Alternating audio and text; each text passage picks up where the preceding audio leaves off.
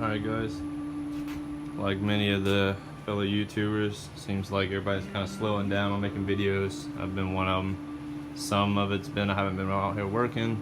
Some of it's I just haven't taken the time to make a video. But a couple of changes lately. I don't remember if I had these fenders mounted last time, but I have them actually, the holes cut. These have to be just kind of dremeled. At least that's the only way I found to do it. Just kind of dremel them out. And then I took a square file and just kept working until I squared them off good enough.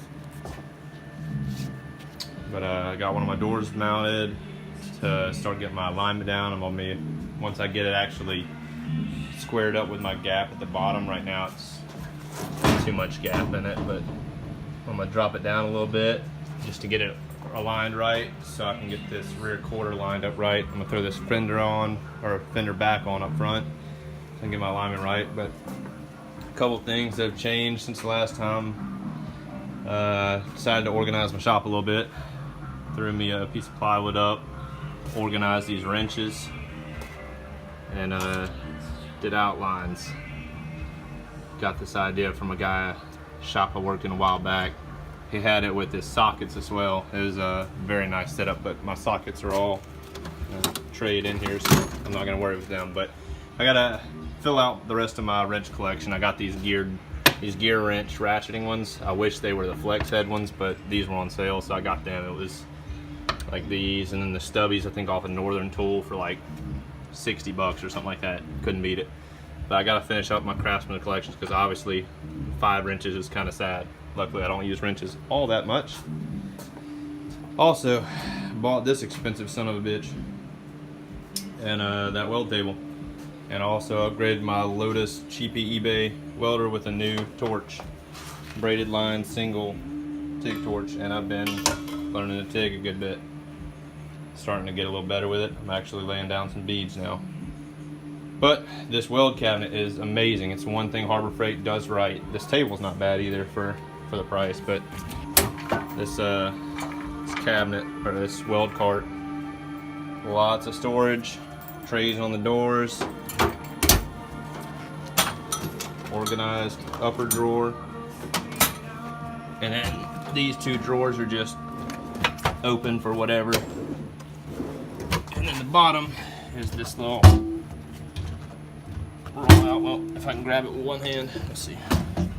Just a magnetic, just rolls back, drops down. But it's got a little magnetic catch on the bottom. Holds 2 tanks, and it's got a thing on the back for TIG rods. But it's expensive as hell. It's like 300 bucks I think. But I got tired of these rickety things. I've already replaced the casters on them a couple times, and they're just, I don't know, I didn't have good management on my supplies or my accessories, and I got tired of having to look for shit all the time. So having these drawers and having my welders together on a cart is awesome. It's also got cable management on the side and on the back here. I don't know if you can see it, but quite nice. I don't remember if I've done anything else on the car itself. I think this was already done last time, but this is all epoxy. That's welded epoxied. These are seam sealed. I've got the rubber plugs where that blue tape is. Just haven't put them in. It's something I noticed when I was about to start filling these doors up with the latches and stuff, just to get a better fitment idea. This sucker, I don't know if I'll be able to make it out on the camera, but I think you can tell that bottom is bare metal. They did these doors just like they did the cowl. The outside is the C-coat, the inside is bare.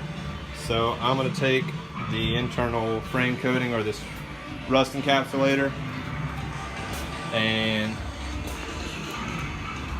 spray wand, and I'm gonna coat the shit out of the inside of it. I just kind of vacuumed it out, blew it out, and then wiped down the flat panels the best I could with wax and grease remover. And I'm just gonna coat the shit out of it. So that's where I'm at. Like I said, I'm about to just get the outside alignment and get ready to start welding this back.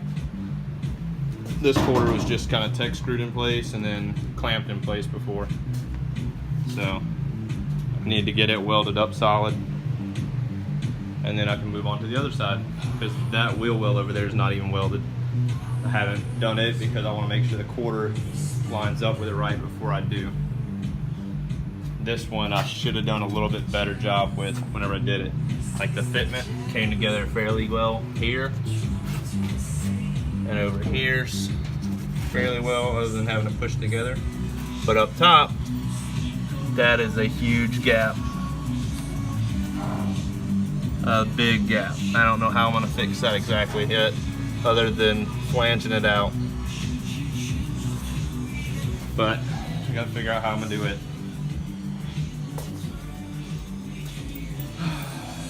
So that's where I'm at, guys. Thanks for watching, and stick around for some more updates. Oh shit, son. Is this thing a car? Almost.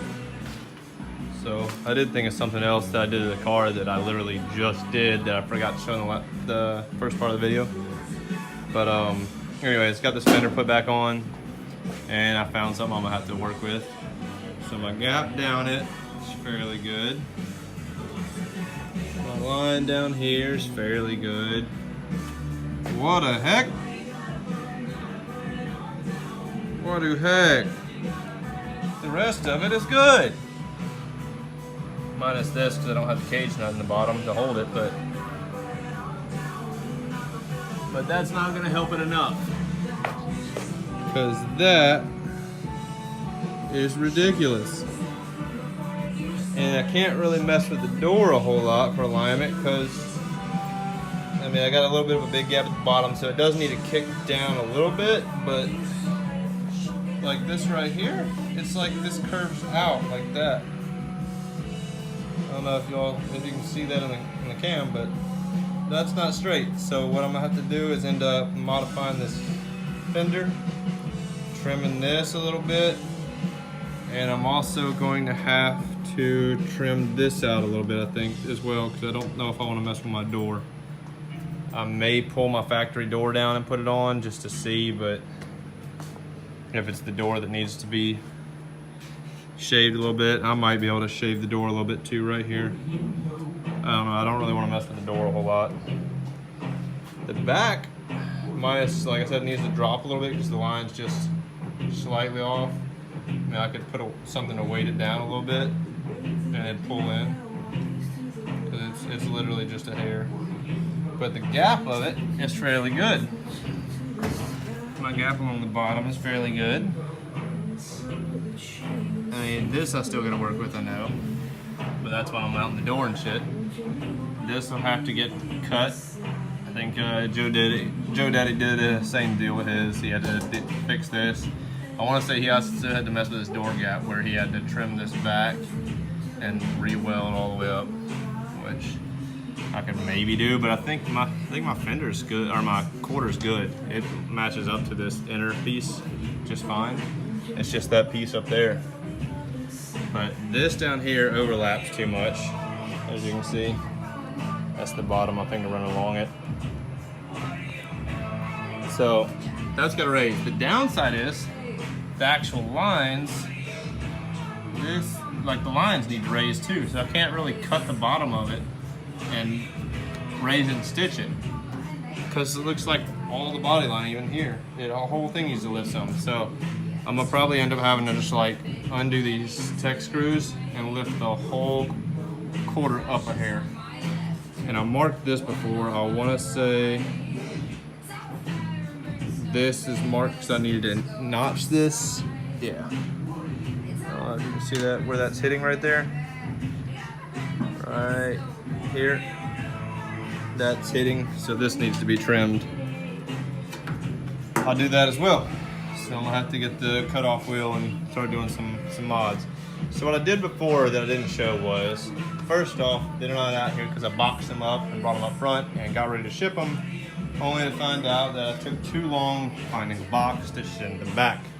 I ordered fastback drip rails, and I should have finished watching Joe Daddy's video, because he says that this width right here like the actual rail width where the chrome trim clips to. The fastback is about a 1/16 of an inch shorter. It falls off like right here. So it wouldn't work. So I took the original one, and this piece right here is what was jacked up on mine. A little bit right in the channel was rusted through, but I took some 18 gauge, I think was what the thickness of this is. Cut a flat off the length, butted it up to the corner, and stitch welded all the way down it, just popping it with the MIG welder. It came out all right, doable.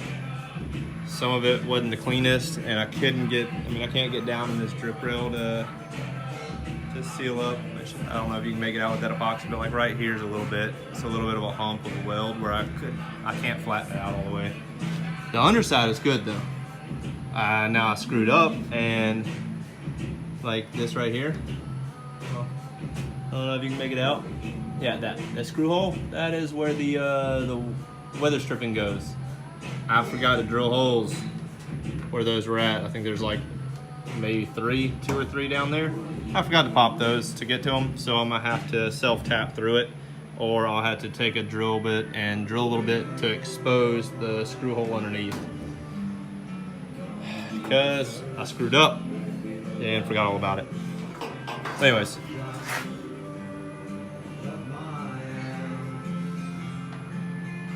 so the door opens fine. I coated the inside like I said I was going to. Can't make it out because it's too dark. Oh wait, I got this bright ass LED I bought. So anyways, yeah, that is all rust encapsulated. Not sure why it's kind of off tone down there. It's not focusing worth a damn, but yeah, how it shows kind of white, I'm not sure. It's all painted though, coated really well. The only place I have to go back to is there's actually a little flange piece where these bolts go to inside, which I don't know if I can get in the camera, but yeah, see where the bolts are down there? So those plates are like spot welded on the sheet metal plates where the big thick plates with the female threads are. You can see where it's spot welded at the bottom. I need to feed the hose behind there. I did not get that, and it is not painted behind there. So I need to make sure that gets coated. I'll do that whenever I do the other door probably, because I don't feel like pulling that hose back out and dirtying it, because you gotta spray brake cleaner down it and all that good shit. And now I can't get this door shut again. There we go. Voila. So anyways, that's where I'm at. It is hot as hell outside, about 90 million degrees it feels like, but I've been sweating my ass off out here since about 10 today, and it is 5 now. So I think I'm calling it quits. But here's the other side if you want to see it. This one was a shorter piece. You can see where I welded it right here, probably. It's a little bit of a dip. This will end up getting bonded over probably anyways. I don't know, I was trying to avoid using the trim. I want to just use just the drip rail. I'm de-chroming the car. I'm probably going to drive around on it with it just flat black for a while with just black epoxy on it before I actually paint it, just to get all the body work taken care of slowly but surely. I want to be able to drive this thing again. I don't want it to be sitting in the shop working on body work and smoothing and wet sanding and all that shit forever. So I'm going to do that gradually while I drive it. I'll just black epoxy the whole thing, drive it, and weekends I'll come out here and take one section at a time and just sand, bondo, wet sand, whatever the hell, and just keep coating it with the black epoxy after I get done with it. But that is it. And this, like I said, I welded through primered the back side of this before I welded it on. And actually before I even did that, I OSFO'd because it was pitted really bad. I OSFO'd over it, let that sit. I put it on pretty thick, couple coats, let it sit. Came back, OSFO'd again last time because the OSFO had dried. You're supposed to wash it off beforehand. So I put the OSFO on it again to re-wet. Then I took a wet Scotch-Brite, cleaned over it. Then I took a wire wheel, wheeled as much as I could, then blew it all dry. Wax grease removed, weld through primered, welded it on. Then I took an acid etch brush like that and went in the drip rail and shoved it down in there as much as I could. And then I went behind here, and in this little lip, I went all around that and just kind of shoved in as best I could.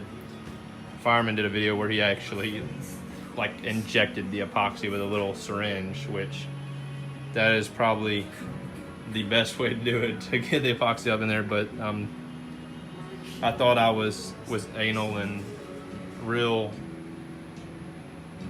technical with dealing with rust and trying to get it as best covered and preventative as possible, but I'm not going to that extreme. But it's a great idea though. He definitely does amazing work on the cars he does. But yeah, you can definitely see the wave in this at this angle. So if I end up keeping these, I'll have to Bondo these over and smooth them. And if not, then I'll scuff the chrome and paint those suckers black and put them back on or something, or gunmetal or whatever color.